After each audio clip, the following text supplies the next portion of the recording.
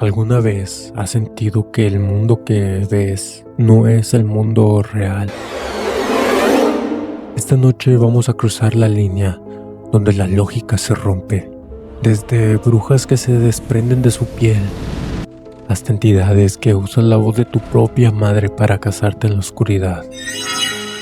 He recopilado 5 testimonios que comparten un patrón aterrador, y es la traición de lo cotidiano. Porque el verdadero horror no viene de afuera, viene de ese reflejo que parpadea cuando tú no lo haces, o de ese perro callejero que te observa con ojos demasiado humanos. Quédate hasta el final, porque el último relato incluye un audio real que te hará dudar de cada sonido que escuches en tu casa a partir de ahora.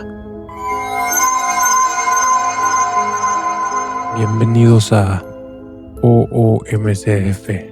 Empecemos con estos 5 relatos.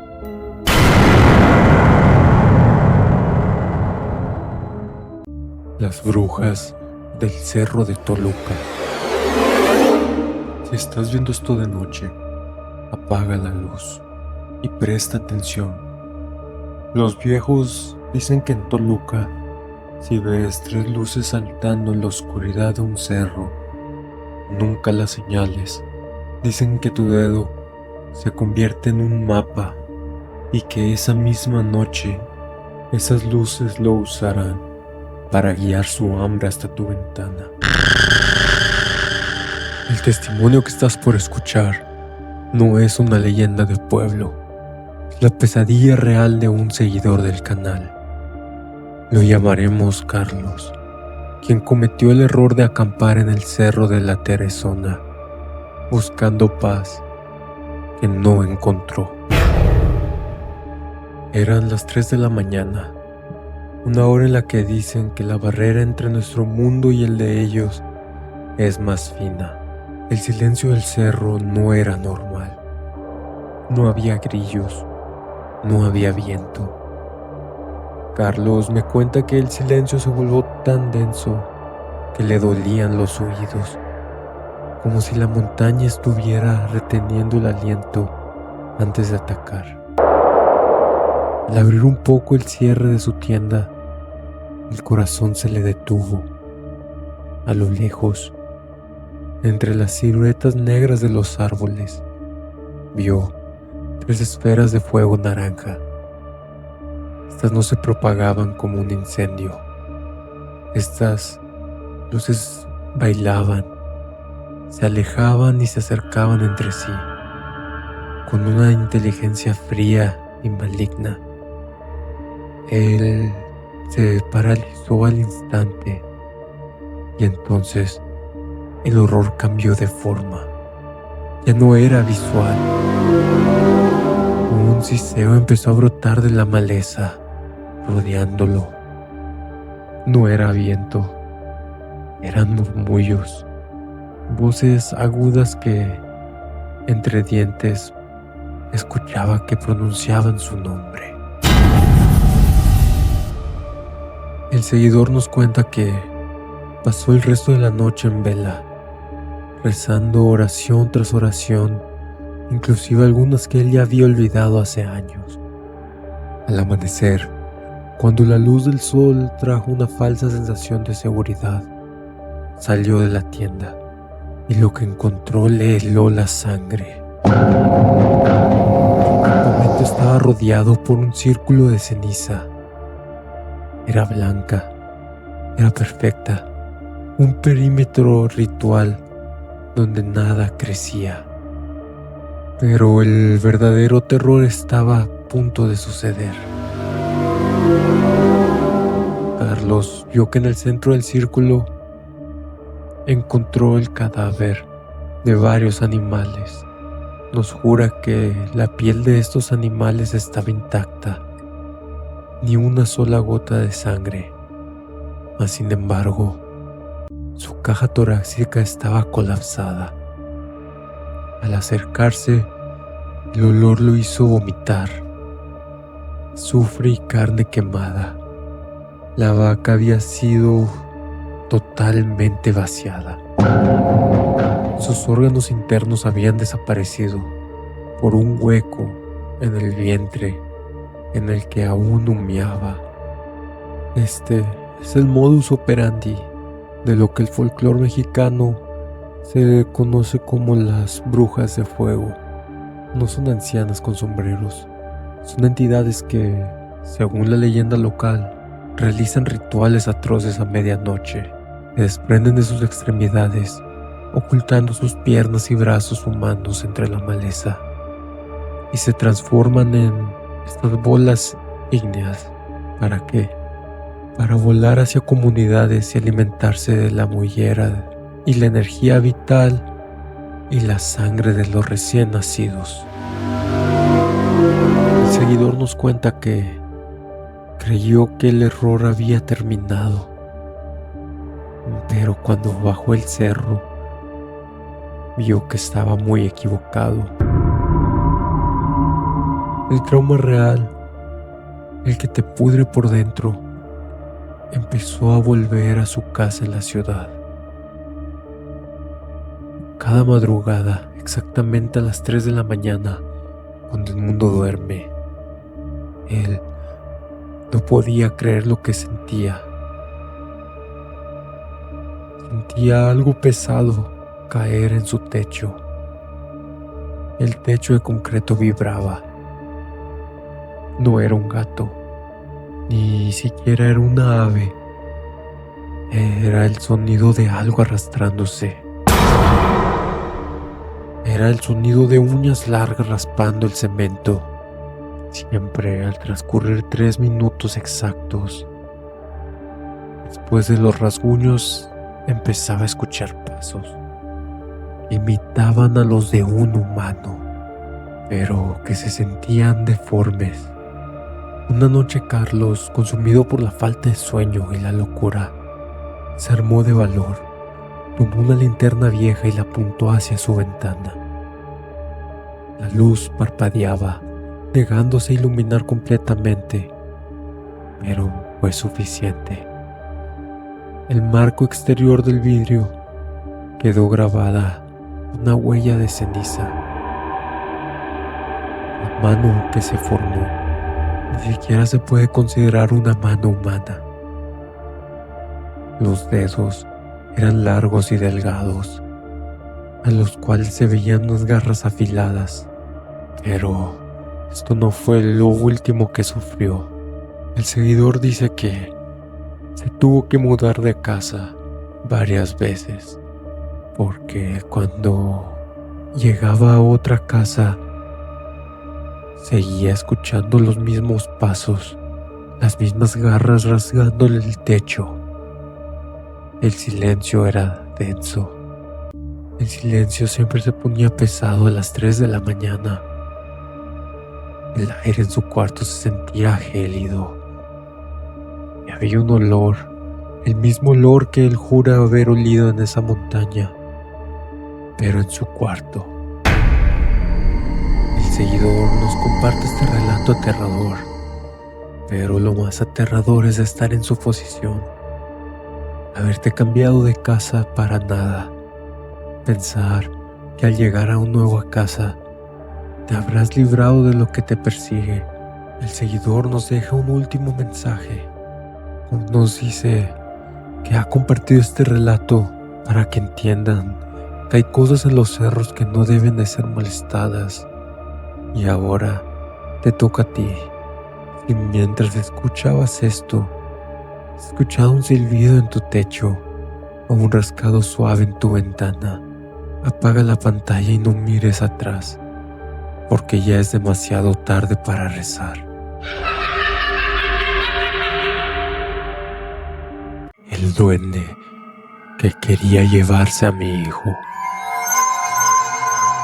Una noche, mi hijo dejó de llorar de golpe. El silencio que siguió fue antinatural. Cuando entré al cuarto, la luz de la luna iluminó algo que mi cerebro aún se niega a aceptar. Una criatura con piel de perro y manos de anciano estaba sentada al lado de mi hijo. con la boca pegada a la de mi bebé, robándole el último aliento. Si tienes hijos durmiendo en la habitación de al lado, este relato te va a quitar el sueño.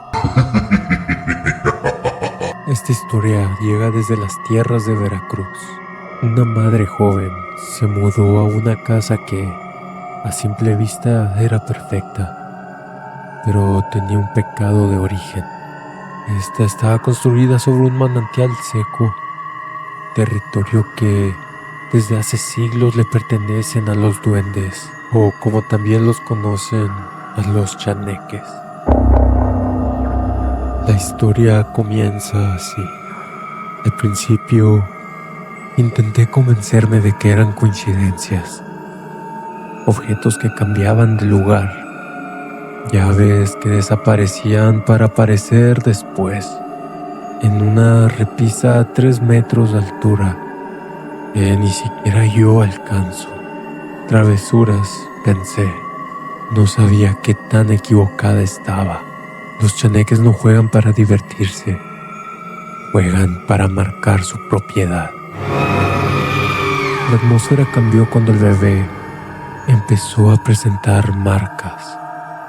No eran raspaduras de juego, eran mordidas que se asemejaban mucho a una mordida humana, pero diminutas. Las mordidas empezaron a aparecer en el antebrazo. Después aparecieron moretones en forma de manos pequeñas, como si algo lo hubiera sujetado con mucha fuerza mientras él dormía. Pero jamás olvidaré lo que pasó una madrugada del 14 de noviembre. Eso no tuvo nada que ver con un juego. Era de madrugada, esas horas donde el ambiente se siente diferente, donde sientes que algo está mal aunque todo esté bien. Un sonido me despertó de golpe. Escuché en el monitor del niño que estaba riendo, pero no era una risa de alegría, era una risa nerviosa.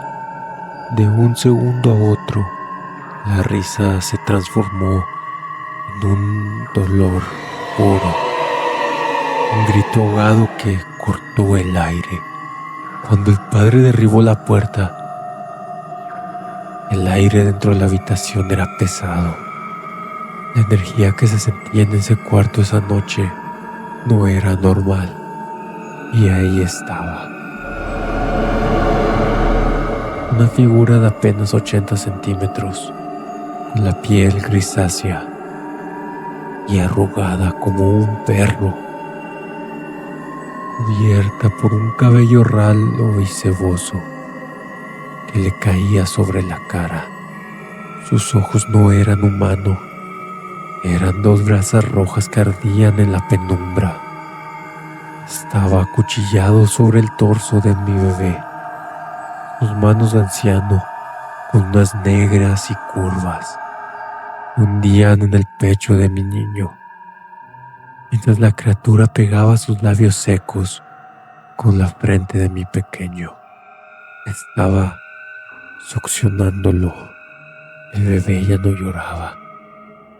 Estaba pálido, casi morado, con los ojos en blanco, entregando su energía a ese parásito. Aquí es donde el relato se vuelve aún más oscuro. El padre intentó abalanzarse contra el ser, pero cuando cruzó el umbral, sintió una descarga, una parálisis eléctrica que lo dejó clavado al suelo. Podía ver, podía sentir el sudor frío bajando por su frente, pero sus músculos no respondían. Estaba obligado a ser espectador de la muerte de su propio hijo. La criatura giró la cabeza lentamente, con un crujido de vértebras que se escuchó en toda la habitación. Ni siquiera mostró miedo, Al contrario, le sonrió. Una hilera de dientes puntiagudos, con unos dientes amarillos, brilloso. Antes de soltar una carcajada ronca, agarré lo primero que encontré y con toda mi fuerza se lo lancé. Él, en un parpadeo, saltó hacia el closet y simplemente se desvaneció en el aire. La vibra del cuarto se volvió a sentir normal y el niño recuperó el aliento con un jadeo violento. Pensamos que había acabado, pero no estábamos preparados para lo que seguía. Recordamos el consejo de una curandera local. La familia no llamó a la policía. Sabíamos que no serviría de nada. Bajo un árbol de mango en el patio hay un pequeño nicho con dulces, juguetes de madera y aguardiente. Es el alquiler que debemos de pagar cada mes para que el dueño de manantial no vuelva a entrar a la cuna. La madre cierra este testimonio con una frase que me dejó pensando toda la noche. Ella dice que el chaneque nos ha ido. Cada mañana cuando tiende la cama, encuentra pequeñas huellas de pies humanos sobre la almohada de su hijo. Ya no le tenemos miedo, dice ella con una voz vacía, porque hemos aceptado que nosotros somos los inquilinos y él es el verdadero dueño. Ahora dime una cosa, ¿tu hijo habla solo por las noches? O quizás has encontrado algún juguete fuera del lugar. Y es así, no lo ignores. Puede que alguien esté esperando a que te duermas para reclamar lo que es suyo. La disociación del cristal. Me lavé la cara, sentí el agua fría y al levantar la vista, el mundo se rompió. Mi reflejo en el espejo seguía ahí, con los ojos cerrados y el rostro sumergido en sus manos. Tardó 3 segundos completos en reaccionar, levantar la mirada y sonreírme, pero con una boca llena de dientes que no eran los míos. Si tienes un espejo frente a tu cama o en tu baño, después de escuchar esto, vas a querer cubrirlo con una sábana hoy mismo. Este testimonio nos llega de un estudiante de medicina, alguien entregada a la lógica y a la ciencia. Nos cuenta que nunca creyó en fantasmas hasta que su propia imagen la traicionó. Nos cuenta que todo comenzó de forma sutil, con lo que ella llamaba un lag visual. Se peinaba y sentía que su imagen tardaba 1 milisegundo en copiar el movimiento. Un pequeño error debido al cansancio y debido al estrés que ella sufría, pensaba ella. La ciencia no pudo explicar lo que le pasó una noche mientras se cepillaba los dientes. En el reflejo justo detrás de su hombro, vio una figura alta, sin rostro, vestida con lo que parecería un sudario gris, parada inmóvil bajo el marco de la puerta. Nos cuenta que el terror la hizo gritar en seco, pero la habitación estaba vacía. La puerta estaba cerrada con llave por dentro, pero nunca pensó lo que pasaría después. Cuenta que al volver a la vista al espejo, la figura ya no estaba atrás, estaba pegada al vidrio, mirando directamente a sus ojos a través del reflejo. Nos cuenta que a partir de esa noche el espejo dejó de ser su superficie, se convirtió en una ventana a un plano corrupto. Ella nos cuenta que la situación se volvió traumática cuando empezó a sentir tirones bajo la piel. Imagina sentir que tus propios músculos faciales cobran vida propia, como si dedos invisibles jalaran hilos desde dentro de tus mejillas. Cuenta que un día al correr al baño para verse, lo que encontró fue una pesadilla biológica. Sus ojos en el espejo eran pozos negros, sin iris, sin pupila, y su mandíbula se torcía en un ángulo imposible. Ella cuenta que vio cómo su mandíbula se rompía, sin que ella sintiera ni una gota de dolor.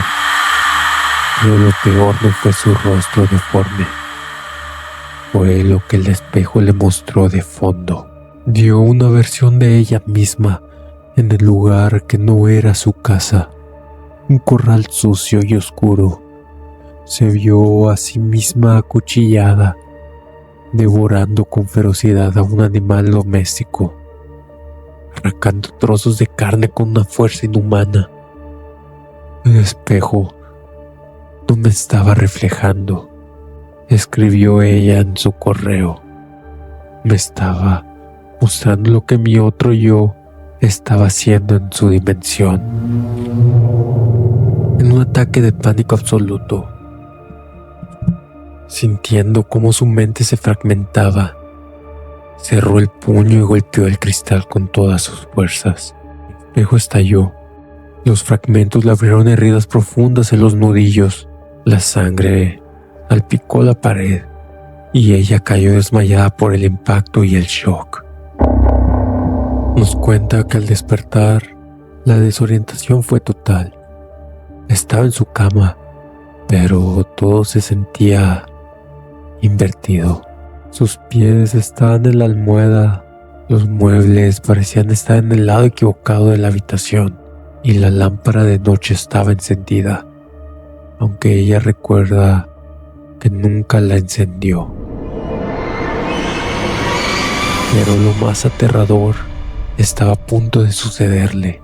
Su mano, la mano con la que rompió el espejo, no tenía ni una sola cicatriz. Estaba totalmente intacta. Sin embargo, en la pared de su cuarto había un rastro de sangre que bajaba lentamente por donde ella había golpeado el vidrio. Hoy, ese estudiante ya no puede vivir en paz. Vive en una casa donde cada superficie reflejante, desde el monitor de su computadora hasta el espejo del baño, están cubiertas con sábanas gruesas y cinta aislante. Ella dice que el silencio ahora tiene voz. Ahora dime, ¿alguna vez has sentido que tu reflejo parpadeó cuando tú no lo hiciste? No te acerques demasiado al cristal esta noche. Puede que lo que veas no sea tu imagen, sino algo que te está esperando a que rompas el vidrio para tomar tu lugar. El grito de mi madre. Escuché a mi madre llamarme desde la cocina, gritando mi nombre con una desesperación que me heló la sangre. Bajé las escaleras a ciegas para ayudarla, pero a mitad del pasillo mi celular vibró. En él veía el mensaje de mi madre, enviándome una foto desde el funeral de mi abuela, a casi 3 horas de aquí. Si escuchas que algo te llama desde otra habitación desde tu casa, piénsalo 2 veces antes de responder. Puede que el que te esté llamando no sea tu familiar. Los mímicos no son simples fantasmas, son depredadores de sonido. Aprenden a imitar lo que más amas para que bajes la guardia y les abras la puerta. Este testimonio nos lo envía un joven que vivía en una casa donde los ecos nunca se detenían. Escuchaba el sonido de las llaves en la cerradura, el golpe de unos tacones en el pasillo y risas que venían de la cocina cuando lógicamente la casa estaba completamente vacía. Eran fantasmas residuales, o eso creía creer él, hasta que una tarde mientras estudiaba solo, la puerta de su habitación se abrió lentamente. Vio a su hermana entrar, pero algo no encajaba. Se movía de forma rígida, espasmódica, como un títere cuyos hilos fueran manejados por alguien que no sabe cómo caminaba un ser humano. Esa cosa tenía la ropa puesta al revés y la mirada clavada en la pared opuesta, sin parpadear. En ese instante de tensión insoportable, el celular del joven vibró. Era una llamada de FaceTime de su hermana real. No sabía si contestar o no, pero lo que le iba a suceder lo dejará marcado para el siempre. Al contestar, el horror alcanzó un nivel nuevo. Mientras su hermana le hablaba desde el auto, la entidad frente a él empezó a repetir exactamente las mismas palabras y al mismo tiempo, con la misma entonación, pero había un detalle aterrador. La voz de la criatura terminaba en una estática de radio, con un ruido metálico que raspaba el aire. El pánico fue tal cuando el mímico, sin mover ni un solo músculo del torso, giró la cabeza en 180 grados hasta que sus ojos vacíos se encontraron con los del joven. No tenía lengua en su lugar. Había un orificio negro que vibraba con cada palabra. El joven logró encerrarse en el baño, con la espalda pegada a la puerta, sintiendo cómo el oxígeno se volvía cada vez más denso, pesado, casi imposible de respirar. Del otro lado, el mímico empezó su juego psicológico. Primero golpeó la madera con un ritmo perfecto, mecánico. Luego cambió de táctica. El mímico empezó a imitar el llanto de un bebé abandonado. Y segundos después, la voz de su madre suplicando y llorando, pidiendo que le abriera la puerta porque algo la venía persiguiendo. ¡Ábreme, hijo! ¡Algo me quiere llevar! ¡Por favor, ábreme! Era una sinfonía de voces queridas, usadas como armas de asedio. El seguidor relata que el ambiente en el baño se volvió gélido y que juraría haber visto dedos largos y grisáceos intentando filtrarse por debajo de la puerta. Pero no estaba preparado para lo que venía a continuación. Él no salió de ahí hasta que la luz del sol inundó la casa y escuchó el motor del auto de su familia real llegando. Pero el trauma dejó una cicatriz que no podrá olvidar. Una cicatriz que hará que ahora siempre que escuche el llamado de su familiar, pensará 2 veces al acudir. Los expertos en lo oculto tienen una advertencia clara. Si respondes a un mímico, le estás dando permiso de entrar a tu realidad y eventualmente ocupar tu lugar en este mundo. Así que la próxima vez que escuches a alguien llamarte de la habitación de al lado, asegúrate de que sea quien tú crees, porque los mímicos no solo imitan tu voz, también están esperando tu invitación. Ahora, si te pasó algo similar, déjamelo saber en los comentarios. Tu opinión es la que más me cuenta. El caminante de 4 patas. Hace días me enfrenté a un perro negro, pero no tenía nada de perro. Era una bestia enorme que acechaba mi campamento, con ojos que brillaban con una inteligencia humana. Lo más extraño fue que al día siguiente, mi vecino, el hombre que vive enfrente a mi casa, apareció con vendas en la pierna, exactamente en el mismo lugar donde golpeé a aquel animal. Si crees que el perro callejero que te sigue por las noches es solo un animal hambriento, piénsalo de nuevo. En los pueblos olvidados del norte, el nombre Nahual no se pronuncia después del atardecer.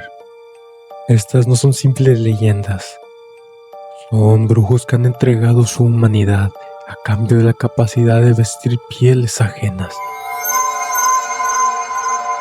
Este relato viene de un grupo de cazadores experimentados que aprendieron la diferencia entre una presa y un depredador. Eran las 2 de la mañana cuando lo vieron. Un animal que caminaba en 4 patas, pero cuya estructura ósea parecía estar rota. Sus hombros se alzaban por encima de su cabeza y sus ojos no reflejaban la luz de las linternas, como los de un lobo. Tenían el brillo de la malicia humana. Cuando uno de los cazadores disparó, el sonido que rasgó la noche no fue un ladrido, fue un grito de agonía de un hombre adulto. Un alarido gutural que se fue perdiendo en la espesa oscuridad del monte, mientras la bestia huía, dejando un rastro de sangre espesa y oscura. Pero no estaban preparados para lo que se iban a encontrar más adelante. Decidieron seguir el rastro. La sangre no era roja brillante, era casi negra y tenía una consistencia aceitosa.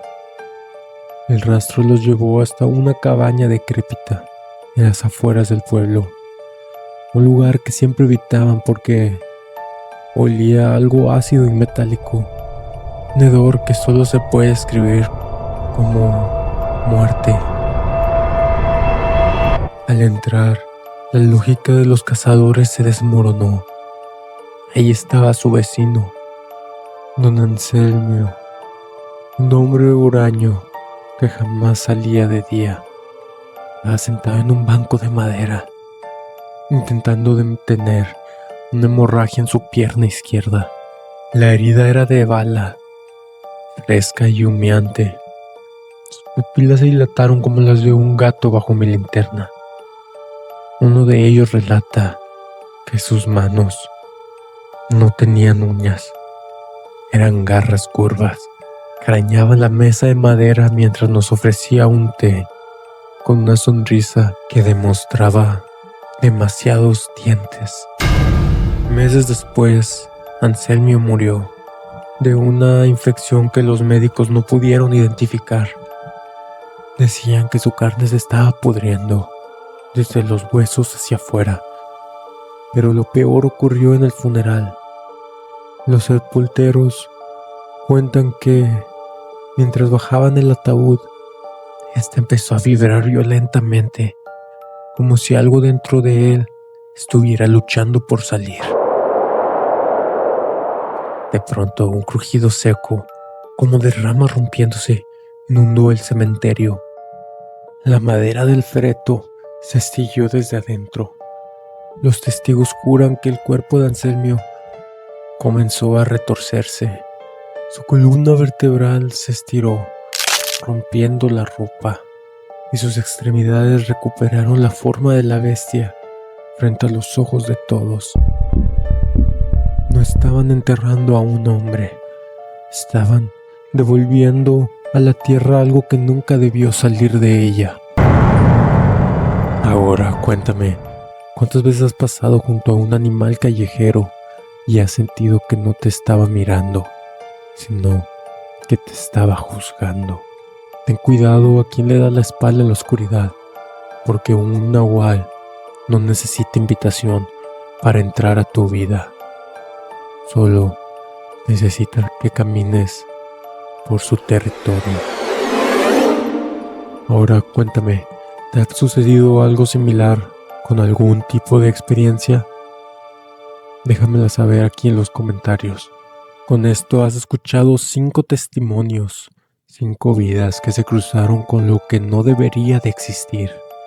Pero lo realmente aterrador no es si estas historias son ciertas o no. El miedo es una forma de permiso. Cada minuto que pasaste visualizando a esa mujer en el espejo, o al ser que roba el aliento, le diste un gramo más de realidad en tu propio mundo. Ustedes creen que apagar el video es el final, pero las historias de estos seguidores tienen una particularidad. Una vez que las conoces, ellas también te conocen a ti.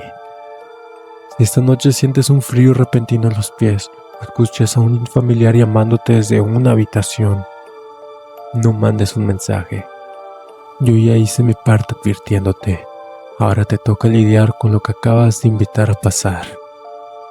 Con esto acabamos el tercer video para el canal. Espero que les haya gustado. Y recuerden, si tienen alguna historia similar o algún relato que quisieran compartir, escríbanme, con gusto los leeré.